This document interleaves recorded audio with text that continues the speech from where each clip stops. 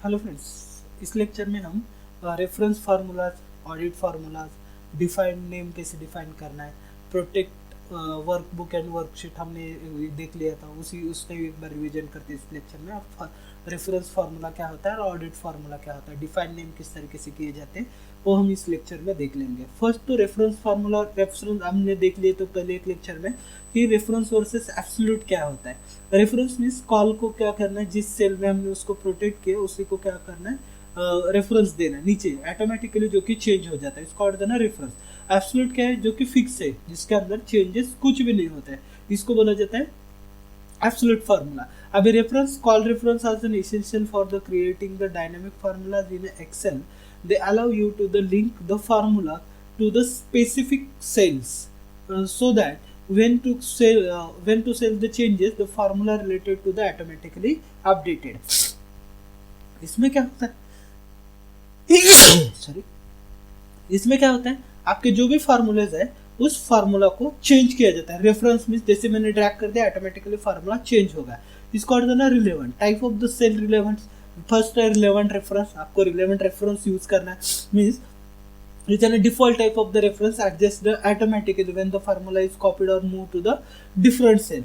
अगर उसी सेल में या फिर दूसरे सेल में हमने फार्मूला को अपडेट किया, ड्रैग एंड ड्रॉप किया है, तो क्या हो जाता है, ऑटोमेटिकली चेंज हो जाता है, ऑटोमेटिकली उसके ऊपर वर्क किया जाता है, उसको बोला जाता है रेफरेंस। उसके बाद आता है एब्सोल्यूट, जो कि चेंज नहीं होते, provide the prevent the changes when the formula is copied और मूव्ड, उसके ऊपर चेंजेस नहीं होंगे। Use to the dollar sign before the rows और the columns letter to the make it the absolute. उससे पहले आपको क्या करना पड़ेगा, जो भी डॉलर साइन है वो लगाना है, कहाँ पे, आपके कॉलम या फिर रो नेम से पहले, वो एब्सोल्यूट हो जाएगा। मिक्सड में क्या होता है, दोनों मिक्स केस में ऐड हो जाते हैं। जैसे कि फॉर एग्जांपल देख लो यहाँ पे कि ए एक कॉलम है, बी एक कॉलम है, इसके अंदर दोनों की मैं क्या कर रहा हूँ, एडिशन कर रहा हूँ, तो A1 प्लस B1, इसको मैंने ड्रैग कर दिया तो क्या हो जाएगा, दोनों का चेंजेस हो जाएंगे। C1 C2 सी के अंदर उसको चेंजेस कर दिया है, उसको बोला जाता है relevant. Means relevant A plus B, उसको मैंने चेंज कर दिया A2 plus B2 plus C2 के अंदर चला गया, मैंने इसको ड्रैग कर दिया। एब्सोल्यूट A1 प्लस B1 है तो B1 प्लस C1 नहीं होगा, इनकरेक्ट रिजल्ट आ जाएगा। ओके, एब्सोल्यूट कॉलम के अंदर भी वही होता है। ओके, मिक्स्ड के अंदर आपको मिक्स केस में अंदर कर, एक आपका फिक्स्ड है और दूसरा अनफिक्स है, तो चेंज हो सकता है, इज एन इनकरेक्ट रिजल्ट वहां पे आपको शो किया जाता है। अभी वो कैसे होता है उसके ऊपर हम प्रैक्टिकली देखते हैं। जैसे कि यहाँ पे मैंने एक कॉलम लिया है, जिस कॉलम का नाम है आपका सी के अंदर मैंने कुछ वैल्यू डाल दी और डी के अंदर भी मैंने कुछ वैल्यू डाल दी, और बाद में फिर से मैं यहाँ पे सी के ऊपर भी वर्क करता हूँ।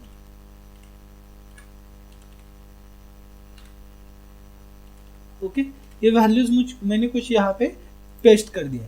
अभी मुझे यहाँ पे रेफरेंस यूज करना है, तो इज इक्वल टू मैं यहाँ पे ऐड करता हूँ प्लस सेकंड कॉलम ऐड कर दिया, एंटर कर दिया। अभी इन दोनों का एडिशन आ गया। अब जैसे ही मैंने कौन सा एडिशन आ गया, C1 प्लस D1 का मुझे यहाँ पे क्या करा है, एडिशन शो किया जा रहा है। अगर मैंने इसको ड्रैग कर दिया या फिर कॉपी कर दिया, ड्रैग कर दिया, तो यहाँ पे देखो एडिशन चेंज होगा। अभी यहाँ पे कौन सा आ रहा है, C2 प्लस D2, क्योंकि ये रेफरेंस फार्मूला है। अगर मुझे एब्सोल्यूट करना है, एब्सोल्यूट के लिए मुझे क्या करना पड़ेगा, यहाँ पे इसके बाद मुझे क्या करना है, F4 साइन लगाना है। मुझे क्या करना है, F4 प्रेस करना है। F4 means C1, okay, F4 means dollar sign लगा दो कॉलम से पहले, उसके बाद प्लस कर दो और D1 कर दो और यहाँ पे F4 कर दो।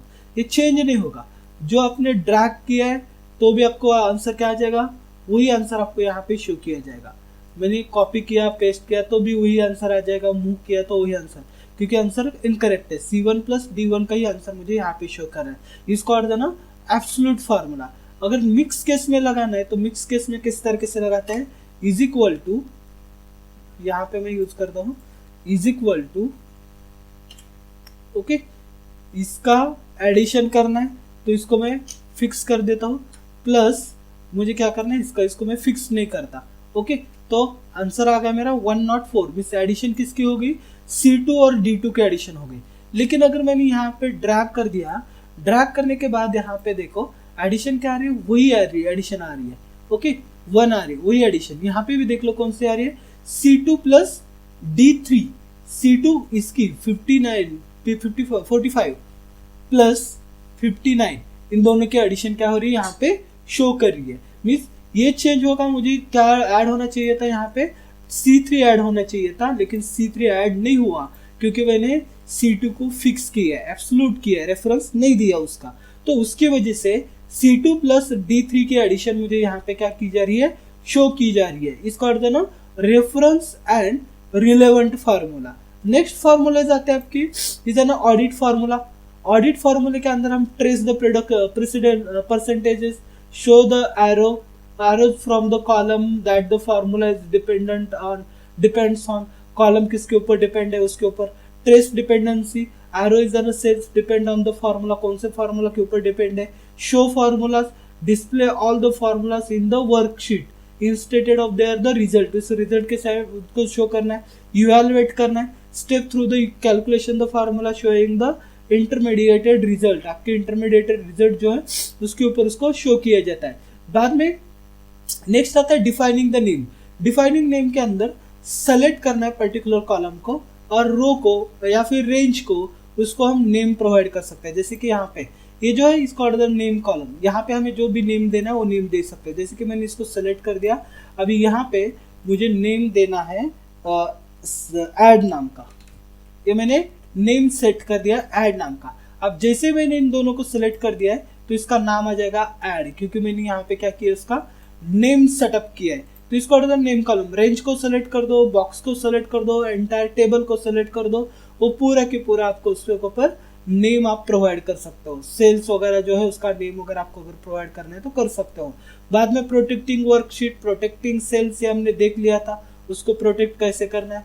तो प्रोटेक्ट हम कहाँ से करते हैं, प्रोटेक्ट के लिए हमें व्यू में जाना है और व्यू में जाकर आपको आपको रिव्यू में जाना है, रिव्यू में जाकर आपको प्रोटेक्ट वर्कशीट करना है। तो उसका जो भी चाहिए उसको सेलेक्ट कर लो, उसके जरिए आप उसको पासवर्ड वगैरह अप्लाई कर सकते हैं। इसके ऊपर हमने एक पूरा सेशन लिया है, उस सेशन में हमने देख लिया था protecting the worksheet and workbook कैसे प्रोटेक्ट करते हैं, वो दोनों भी हमने उसके अंदर देख लिए थे। Okay, thank you. Next lecture में हम नेक्स्ट टॉपिक डिस्कस कर लेंगे। Thank you.